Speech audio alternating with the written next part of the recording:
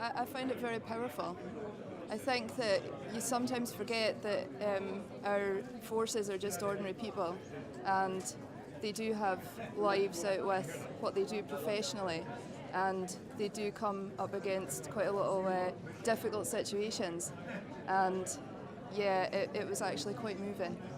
Yeah, the film particularly brought home to me, especially at the end there when they were talking about text flashed up on the screen about how that person has a family and a life totally outside of their job. And I think that's really important, that a lot of people forget that the police A, are doing their job, and B, are real people too.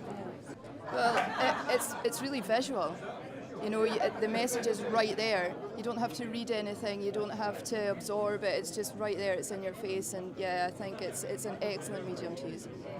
Yeah, I especially liked how people were asked to bring their own conclusions to it. It made you think about it as opposed to preaching to you or trying to get across a hard-hitting message. It was getting people to think of the message themselves. Yeah, and it is a real situation that I'm sure the police come across every weekend on our cities and town streets, and it does. It is hard hitting, and it does bring it home that they have decisions, split-second decisions to make in such difficult circumstances. And we were asked at the end, you know, what would you do? And I said I wouldn't have the guts to be a police person in the first place, because it's a scary job and it takes a special kind of person, and